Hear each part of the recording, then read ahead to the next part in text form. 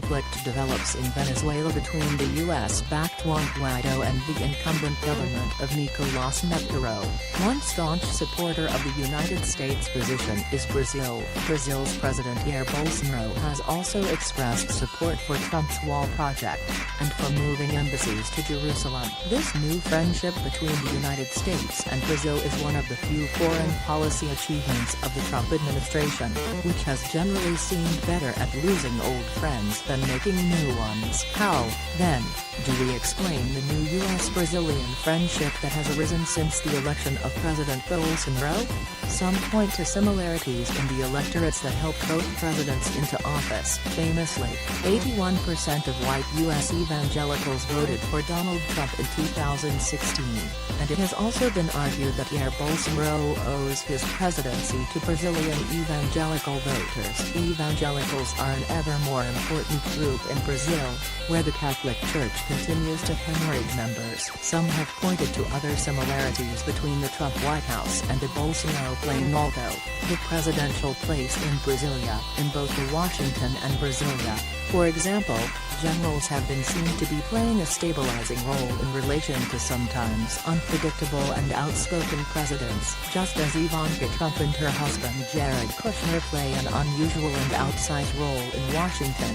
So Eduardo Bolsonaro and his fathers Flavio and Carlos play unusual and outsized roles in Brasilia. Another reason for the excellent understanding between the two presidents was revealed in March when Bolsonaro visited Washington. At a dinner he held at the Brazilian embassy, he placed Trump's former strategist Steve Bannon on his left, and on his right Brazil's Bannon, Olavo de Carvalho. Bannon and Carvalho in fact play slightly different roles. Bannon helped get Trump into the White House, as Joshua Green showed, but then lost influence over the new president, and never had a good relationship with the presidential offspring. Bolsonaro, in contrast, came to power without help from Carvalho, while Carvalho has an excellent relationship with the Brazilian presidential offspring. His influence over the presidency seems to be growing rather than declining. Although Bannon's and Carvalho's roles differ somewhat, it is not wrong to call Carvalho Brazil's Bannon. As well as the new social and economic forces that are producing ever more voters inclined to vote for candidates like Trump and Bolsonaro,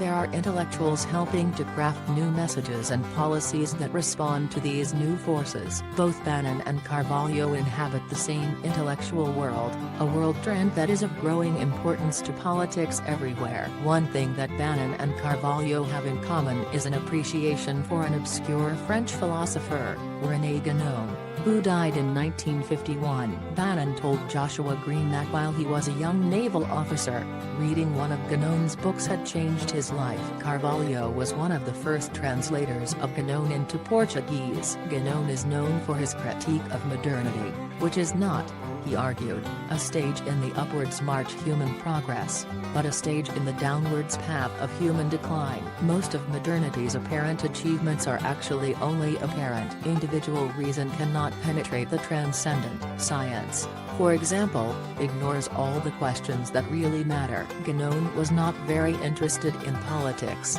and the remedy he proposed was a turn towards the transcendent. Western civilization is collapsing. Bannon and Carvalho both seem to have accepted this, from what we can see of their traditionalist Catholicism. One was an Italian, Julius Evola, who shared Guénon's critique of modernity. Some readers of Guénon, however, were interested in politics. Evola lived through Mussolini's Italy without joining the fascist party, because he thought Mussolini was insufficiently radical. He died in 1974, and his works are now required reading for the radical right. Guénon and Evola are read alongside the rightist theorists of the following generation, of whom the most important were French, two journalists, Alain de Benoist and Guillaume Fay, who were central to the New Right, a movement started in May 1968 by French intellectuals dedicated to opposing the left that was then riding high on a wave of student protests and workers' strikes. They launched a movement that adapted the methods of the left to support the aims and ideas of the right. including the ideas of Guénon and Evola. They also developed the idea that what mattered was not race,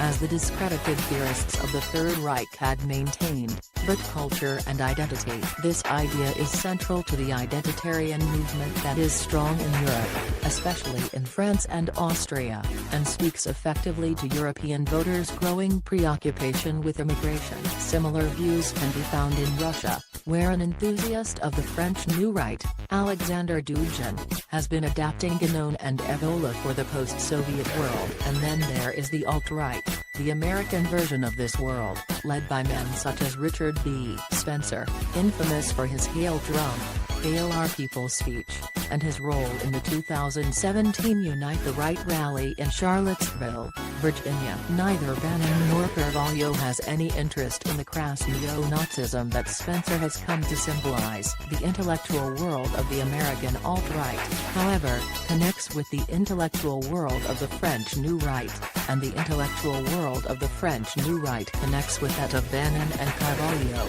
Evola's readership has been growing steadily since the 1990s, as has that of the New Right thinkers. The time has come for those who do not share their objectives to pay attention to the ideas that are feeding recent political developments, including the new friendship between the United States and Brazil.